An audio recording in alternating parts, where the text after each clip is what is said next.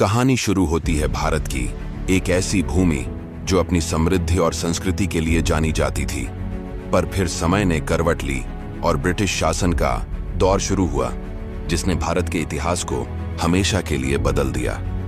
यह कहानी है उस लंबे और कठिन संघर्ष की जिसे हम भारत का स्वतंत्रता संग्राम कहते हैं। व्यापार के इरादे से आई ईस्ट इंडिया कंपनी ने धीरे धीरे भारत की राजनीति में अपनी जड़ें जमानी शुरू कर दी।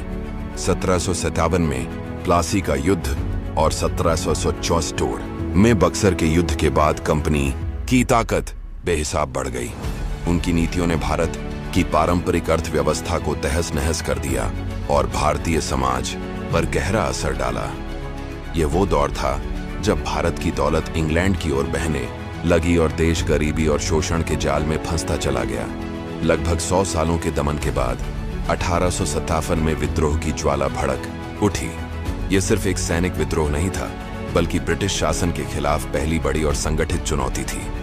मंगल पांडे की शहादत ने इस आग में घी का काम किया और जल्द ही यह विद्रोह दिल्ली, कानपुर, लखनऊ और झांसी तक फैल गया। रानी लक्ष्मीबाई, तात्या टोपे और नाना साहेब जैसे वीरों ने अपनी बहादुरी से अंग्रेजों को हिलाकर रख दिया। भले ही इस विद्रोह को बेरहमी से कुचल दिया गया, लेकिन इसने भारत में ब्रिटिश राज का अंत और सीधे क्राउन के शासन की शुरुआत की। 1857 के विद्रोह ने भारतीय लोगों में एक नई चेतना जगाई। इसी चेतना ने राष्ट्रवाद की भावना को जन्म दिया। 1885 में भारतीय राष्ट्रीय कांग्रेस की स्थापना हुई, जो भारतीयों को एक राजनीतिक मंच देने का माध्यम बनी। शुरुआत में नरम दल के नेता जैसे गोपाल कृष्ण गोखले ने याचिकाओं और सुधारों का रास्ता अपनाया, लेकिन जल्द ही बाल गंगाधर तिलक, लाला लाजपत राय और बिपिन चंद्र पाल यानी लाल बाल पाल की तिकड़ी ने गरम दल की विचारधारा को आगे बढ़ाया और स्वराज को अपना जन्मसिद्ध अधिकार घोषित किया।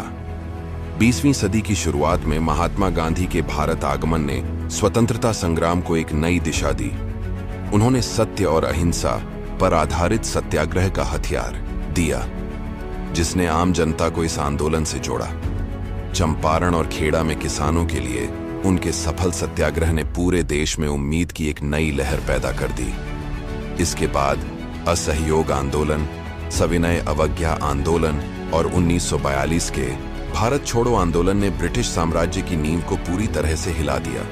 इसी दौर में भगत सिंह, चंद्रशेखर आजाद और सुभाष चंद्र बोस जैसे क्रांतिकारियों ने भी अपने तरीके से आजादी की लड़ाई को तेज किया। द्वितीय विश्व युद्ध ने ब्रिटेन को